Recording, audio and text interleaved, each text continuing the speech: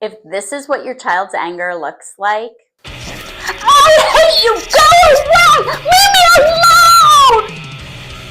No! I hate you! Or if your child's anger makes your chest tighten, if it feels loud, unpredictable, or like it hijacks your nervous system, you are not alone. Anger is one of the hardest emotions for parents to sit with. Not because we don't love our kids, but because anger often feels unsafe. And if we think back to when we were kids, we may see some similarities between how we react now and how our parents reacted to us when we were angry. Oftentimes, we have difficulty holding an emotion like anger when our parents haven't held it for us. That's not an excuse, but it is a moment to reflect on. And here's what I want you to think. Your child isn't being bad. They're going into protection mode. One of the biggest myths in parenting is that anger is a bad emotion. We all do this, even without even thinking about it. For example, we label anger in the red zone, or we say, stop, don't be angry, calm down. From a neuroscience perspective, anger is a survival response. When your child gets angry, their nervous system has detected a threat. And that threat doesn't have to be big. It can be just feeling powerless, or feeling misunderstood, or a sudden transition, or an unmet need. In that moment, their brain shifts out of the thinking part, their prefrontal cortex, and into their survival system. That's where anger lives. Anger is basically the body saying, I need space, I need control, I need this to stop.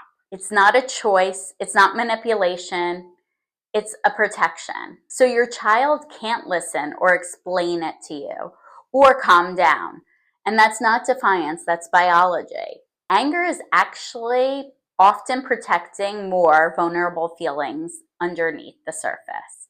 Things like fear, sadness, or shame. So the goal isn't to stop the anger. The goal is to help the nervous system feel safe enough to come back into connection mode. First, here's what it sounds like when we accidentally escalate the anger, even when we're trying to help.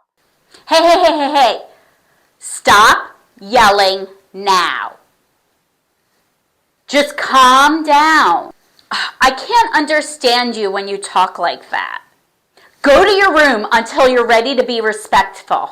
Notice in that example what happened in your body just now watching that. For most kids, those words land as, I'm not safe, I'm too much, my feelings are all wrong. And the nervous system responds by getting louder. Okay, so now watch, and I'll show what it sounds like when we support regulation while still holding the boundary. Something feels really unfair right now. I won't let anyone get hurt. I'm right here. I see it. You're having a really hard time right now. Same boundary, completely different nervous system responses. This doesn't reward the behavior, it just regulates the nervous system. When you name the feeling without judging it, you give the nervous system information. When you stay present instead of sending them away, their brain gets the message that they're safe. And safety is what allows the brain to come back online. This is how kids move from protection mode back into connection mode with you. Let me pause here and invite you to reflect on this.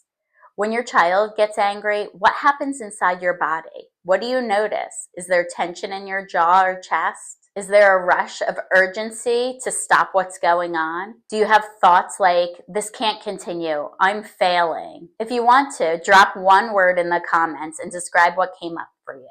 There's no right answer, just information. In fact, this information is actually your nervous system responding to a perceived threat yourself.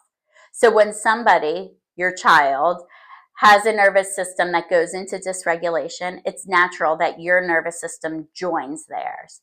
This is how we've survived for so long. Think about it. When your child was an infant and they cried, it woke you up from your sleep. And you probably didn't just wake up and lay there thinking, there's my baby crying.